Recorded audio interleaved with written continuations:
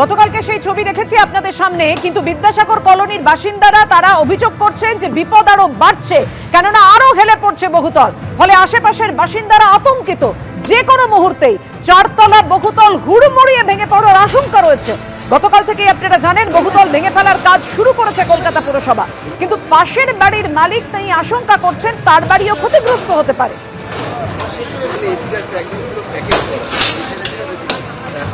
এখানে পাইপটা বার করতে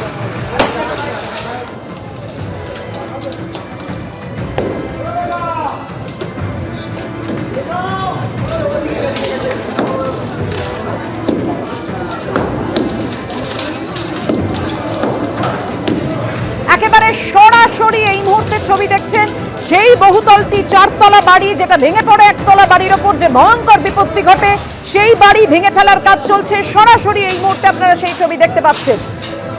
এই বাড়ির অনুমতি ছিল মাত্র 3 তলার, জলাভূমি বুঝে এই বাড়ি তৈরি করা হয়েছিল, কিন্তু তারপরেও কি করে 4 তলা বাড়ি করা হলো তা নিয়ে প্রশ্ন উঠছে। বহুতলের বাসিন্দারা দাবি করছেন যে 2013 সালের ফ্ল্যাট হস্তান্তরের 5 থেকে 6 বছর পরই সমস্যা শুরু হয়। প্রমোটার সম্প্রতি হরিয়ানার সংস্থার সঙ্গে যোগাযোগ করে বহুতল সোজা করার কাজ করছিলেন, আর তারপরে দেখুন গতকাল যে ভয়ঙ্কর বিপত্তি ঘটে যায়। আর আজকে এই মুহূর্তে সরাসরি সেই ছবি আপনারা দেখছেন, সেই বহুতলটি ভেঙে পড়ার কাজ চলছে।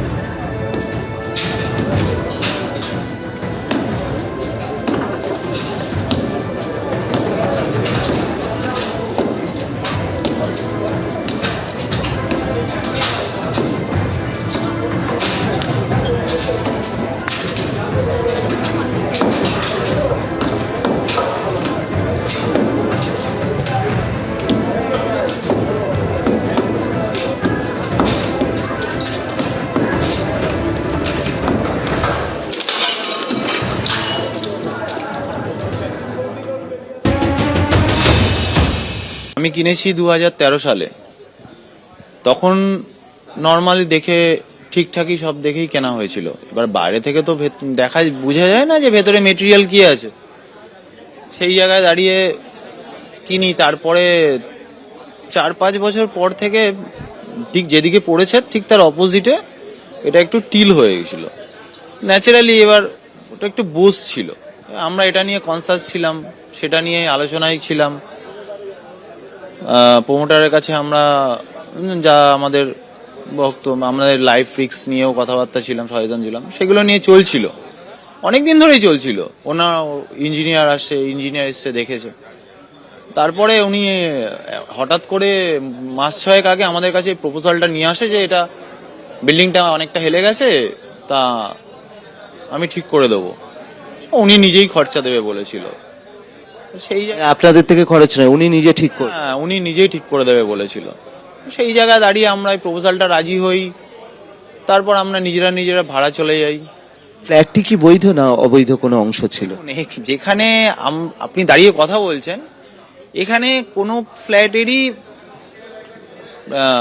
প্ল্যান বা কিছু হয় না।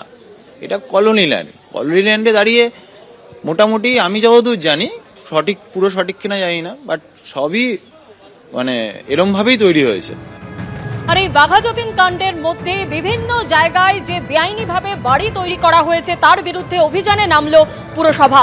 এই মুহূর্তে আপনারা দেখতে পাচ্ছেন বেলেঘাটার আলিমুদ্দিন রোডের ছবি, যেখানে 5 তলা একটি বাড়ি কোনো রকম অনুমোদন ছাড়াই তৈরি করা হয়েছে, এমনটাই জানাচ্ছেন পুরসভার ইঞ্জিনিয়াররা।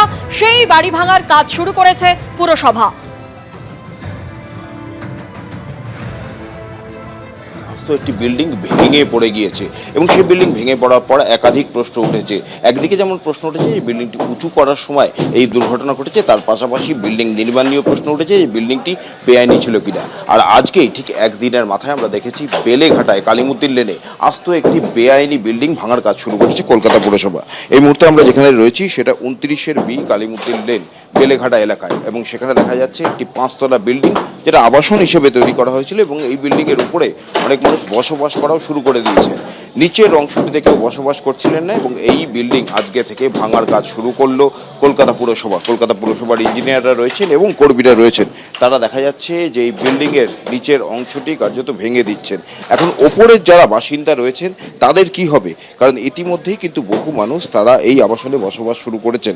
তারা কোথায় যাবেন সে বিষয়ে এখনো নির্দিষ্ট কোনো ইঙ্গিত পাওয়া যাচ্ছে না। তবে আপাতত যেটা কলকাতা পুরসভার কর্মীদের সূত্রে জানা যাচ্ছে যে নির্দেশ হয়েছে যে গোটা বিল্ডিংটাই বেআইনি, তাই গোটা বিল্ডিংই ভেঙে ফেলার এবং নিচের তলা থেকে সেই ভাঙার কাজ শুরু হয়েছে। ক্যামেরায় প্রবীরদের সঙ্গে ব্রতদীপ ভট্টাচার্য, এবিপি আনন্দ, বেলেঘাটা।